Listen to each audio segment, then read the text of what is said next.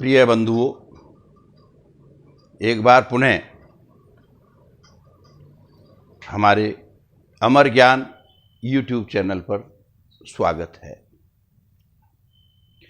पिछले 2 हफ्ते से हम आपको हमारा वीडियो नहीं दिखा पाए, इसके लिए क्षमा प्रार्थी हैं। आज हम आपको नया वीडियो माला जपने के नियम और मालाओं से संबंधित बातें बताएंगे और जहाँ तक है पूरी कोशिश करेंगे कि आपको माला से संबंधित पूरा ज्ञान प्राप्त हो। और इसको जो है निवेदन यही है कि आप इस चैनल को शुरू से अंत तक देखें ताकि आपको पूरा ज्ञान प्राप्त हो सके। अब हम आपको मालाओं के बारे में बताने जा रहे हैं। मालाओं द्वारा 3 प्रकार से जप किए जाते हैं। पहला मानसिक,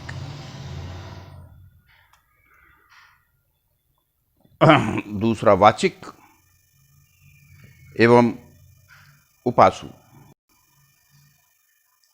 वह होता है जो माला जपते समय अपने मन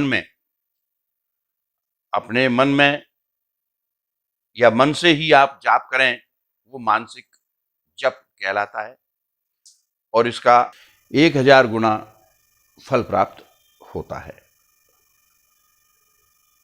मन से जो जप किया जाता है। दूसरा वाचिक जाप है, जिसको बोल कर। तीसरा उपासु। उपासु जाप जो है जोर जोर से बोलकर जप किया जाता है, उसे उपासुवाच किया जाता है और इसका 10 गुना फल प्राप्त होता है। अब हम आपको मालाओं के बारे में बताएंगे कि माला कैसी होनी चाहिए,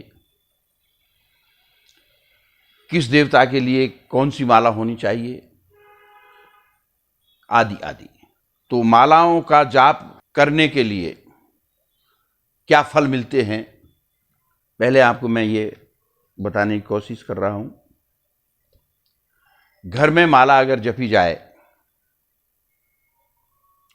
तो उसका 1 गुना फल प्राप्त होता है। गौशाला में जाकर अगर मंत्र का जाप किया जाए या माला का जप किया जाए तो 100 गुना फल प्राप्त होता है। किसी बाग बगीची में या तीर्थ स्थान पर जाकर माला का जप किया जाए तो उसका 1000 गुना फल प्राप्त होता है। ऐसे ही किसी पर्वत पर जाकर जप किया जाए तो उसका 10,000 गुना फल प्राप्त होता है। नदी के तट पर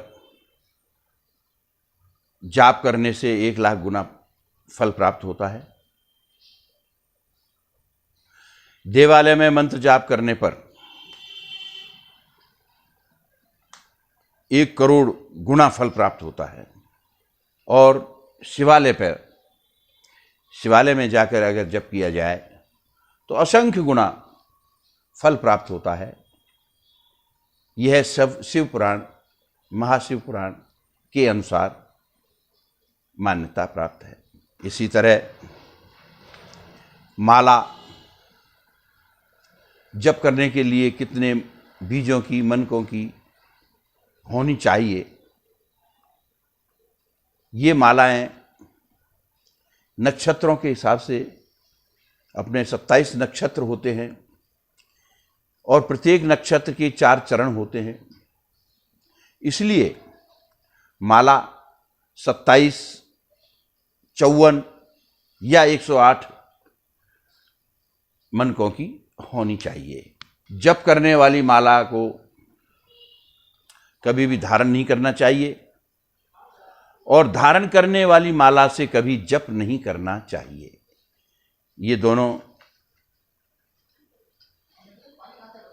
अशुद्ध माने गए हैं।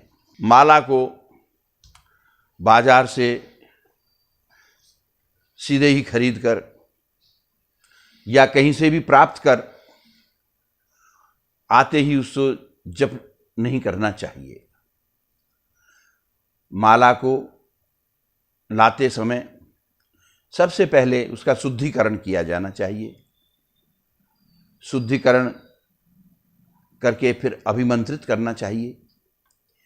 अभिमंत्रित करने के उपरांत किस देवता के लिए मंत्र आप जाप करना चाहते हैं, उस देवता पर उस माला को समर्पित कर देना चाहिए और उनके आदेश प्राप्त कर माला को प्राप्त कर लेना चाहिए। उसके बाद ही जप माला को जपने का भी नियम है। माला को जो है अंगुष्ठ और मध्यमा, अंगुष्ठ और अनामिका से पकड़ते हुए मध्यमा उंगली से मनकों को चलाना चाहिए ताकि वो माला सही रूप में जप सके। जिस प्रकार की मैं आपको बताना चाह रहा हूँ वीडियो के मार्फत, ये माला है, इसमें ऊपर ये सुमेरु होता है। ये माला में, हर एक माला में 108 मनके होते हैं और एक सुमेरु होता है। सुमेरु के बाद में प्रथम जो दाना या मनका होता है उससे चालू करते हैं और आप देख लें, अब मैं बता रहा हूँ आपको, ये अनामिका और ये अंगुष्ठ के द्वारा ये पकड़ लेनी चाहिए माला। तर्जनी को एकदम दूर ही रखना चाहिए, इसको कहीं भी किसी उंगली से टच नहीं हो। अब ये 2 अनामिका और अंगुष्ठ से पकड़ते हुए मध्यमा से जो है इसको आगे बढ़ाना चाहिए। इस तरह से ये मध्यमा से बढ़ेगी, अनामिका और अंगुष्ठ से। इस तरह से पूरी माला जपने के बाद जब 108 मनियाँ पूरे हो जाएं, मन के पूरे हो जाएं, इस तरह से जपते जपते, तो ये सुमेरु आपके हाथ में आएगा। लास्ट में 108वीं बार सुमेरु आ जाएगा। इस सुमेरु को ये इस तरह से जपते जपते जपते जपते ये सुमेरु आ गया, ये लास्ट मनिका आ गया। लास्ट मनिका पे सुमेरु आ गया, ये 108वां माला है। वापस फिर इसको 108 में से वापस चलो और एक की तरफ वापस चलो। सुमेरु को उंघालना नहीं चाहिए, उंडालना नहीं चाहिए, सुमेरु को क्रॉस नहीं करना चाहिए। वापस आप 108 पे से 107, 106, 105, 104, 100 वापस धीरे धीरे धीरे धीरे धीरे धीरे जैसे आप जपते जाओगे माला में, वापस आप वहीं 1 नंबर पे आ जाओगे। 1 नंबर पे आते ही आपको फिर इस सुमेरु को फिर वापस उंगालना नहीं चाहिए। वापस 1 से फिर 108 तक चलो, 108 से फिर 1 पे आ जाओ, 1 पे से 108 पे आ जाओ। इस तरह से ये माला जपनी चाहिए। प्रत्येक माला का यही नियम होगा, सुमेरु क्रॉस नहीं होगा। अब माला कैसी होनी चाहिए? माला 108 मणियों की ही होनी चाहिए अधिकतर। बाकी नहीं है, आप एक माला की 54 का बना लें, 27 मणियों की बना लें। 27 को 4 बार करना पड़ेगा, 54 की बनाओगे 2 बार घुमाना पड़ेगा, तो एक माला मानी जाएगी। 108 बार जप करने पर 1 बार की माला मानी जाती है। माला के हर मनके के बीच में एक गांठ होनी चाहिए। बगैर गांठ के माला अधूरी मानी जाती है। माला जपने का उसका पुण्य नहीं माना जाएगा। इसलिए हर एक माला के बाद में इस तरह से गांठ होनी चाहिए। जैसे ये में हर एक मणिके के बाद में ये माला, ये गांठ होती है। हर एक मणिके के बाद में आपको गांठ मिलेगी, इसलिए गांठ होनी चाहिए। माला का एक जपने का भी सिद्धांत है। माला स्वयं की होनी चाहिए, दूसरे आदमी की माला से कभी मंत्र नहीं जपना चाहिए। नंबर 2, माला, आसन, मंत्र और स्थान ये बदलते नहीं रहना चाहिए।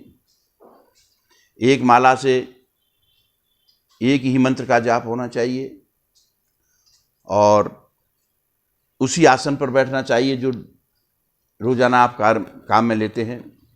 जमीन पर नीचे बैठकर कभी माला नहीं जपनी चाहिए,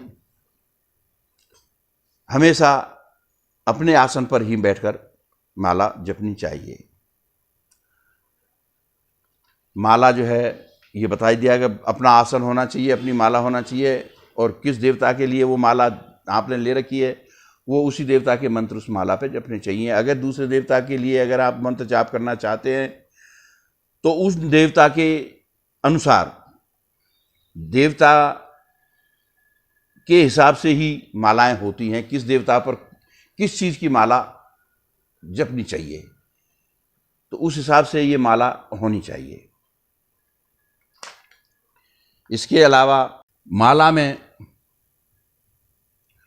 कोई भी दाना मन का टूट जाए, फूट जाए, खराब हो जाए, खंडित हो जाए तो वो माला पूर्ण नहीं मानी जाती है। अतः उस माला के उस मनका को बदल देना चाहिए, पूरा मन का दोबारा उसमें डालकर उस माला को पूरी कर लेनी चाहिए, वरना खंडित माला से जप नहीं करना चाहिए। उसमें एक भी बीज अगर खराब है तो वो खंडित ही मानी जाएगी माला, और उस माला को जो है बीज बदल लो, माला सही हो जाएगी, आप उससे जप कर लें। अब आपको मैं बताऊंगा कौन सी माला काम में ली जानी चाहिए। भगवान शिव का अगर आप जाप करते हैं तो उसके लिए आपको रुद्राक्ष की माला ही लेनी चाहिए। भगवान शिव के लिए रुद्राक्ष की माला ही उत्तम मानी गई है। इसके अलावा लक्ष्मी के जप करने के लिए कमल गट्टे की माला होनी चाहिए। कुबेर जी के लिए भी कमल गट्टे की माला काम में लेनी चाहिए। लक्ष्मी जी और सरस्वती जी के लिए स्फटिक मणियों की माला भी जो है काम में ली जाती है। लाल चंदन की माला दुर्गा माता एवं 10 महाविद्याओं के लिए जप करने में काम में ली जाती है। मूंगा की माला गणेश जी के और हनुमान जी के लिए काम में लेते हैं। मोतियों की माला चंद्रमा व मां संतोषी के लिए काम में ली जाती है। हल्दी की माला गुरु, ग्रह, गणपति और बगलामुखी जी के लिए काम में लेते हैं, लेकिन ये हल्दी की माला होती है, हल्दी की लेनी चाहिए। ये हल्दी की माला पुरुषों के लिए नहीं होती है, ये खाली स्त्रियों के लिए ही होती है, जिसको वो धारण कर सकती हैं, पहन सकती हैं। पुरुष इसको हल्दी की माला को धारण नहीं करते हैं। चंदन की माला और तुलसी की माला ये आम माला हैं और सबसे अधिक काम में आने वाली मालाएं हैं। ये भगवान विष्णु एवं उनके अवतारों, राम हैं, कृष्ण हैं, 10 अवतार हैं विष्णु के। अब आप जिसका मंत्र जाप करना चाहते हैं उन सब के लिए आप तुलसी एवं चंदन की माला काम में ले सकते हैं। इसमें एक बात का जरूर ध्यान रखना चाहिए, अपनी माला को या आप जिस माला से जप करते हैं उस माला को किसी को नहीं देनी चाहिए और न ही दूसरे की माला से आपको जप करना चाहिए। माला स्वयं की ही होनी चाहिए और उसी से जप करना चाहिए। इसके साथ साथ माला जप करने के तुरंत बाद जल का स्पर्श नहीं करना चाहिए, न ही जल पीना चाहिए, क्योंकि हम जब तक जप करते रहते हैं हमारी ऊर्जा बढ़ती रहती है और जैसे ही हम अगर पानी के हाथ लगा देंगे तो हमारी ऊर्जा दब जाएगी, हमारी ऊर्जा कम हो जाएगी। इसलिए हमारी मतलब कैपेसिटी कम हो जाएगी, एक तरह से ऊर्जावान हम नहीं रह पाएंगे और पानी से वो ऊर्जा दब जाएगी। इसलिए 5 से 15 मिनट तक जल को न पीना चाहिए न जल के हाथ लगाना चाहिए, इतना ये ध्यान अवश्य रखें। तो इस प्रकार मैंने आपको आज इन मालाओं से संबंधित बताया कि क्या क्या लेना चाहिए किन मालाओं को। और लास्ट में एक बात और कहना चाहूँगा कि इन मालाओं को रखने के लिए एक निश्चित स्थान होना चाहिए। ये नहीं है कि आज कहीं रख दी कल कहीं रख दी, नहीं। मालाओं को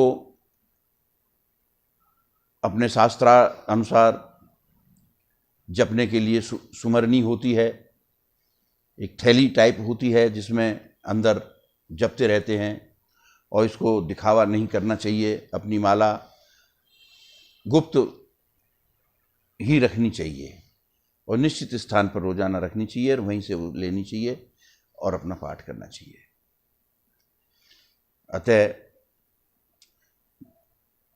मैं आपसे पुनः निवेदन करूंगा कि इस वीडियो को शुरू से अंत तक जरूर देखें ताकि आपको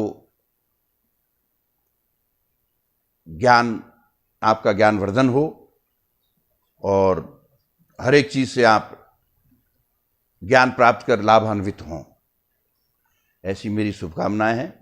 अंत में मैं यही कहूँगा कि आप खुश रहें, स्वस्थ रहें।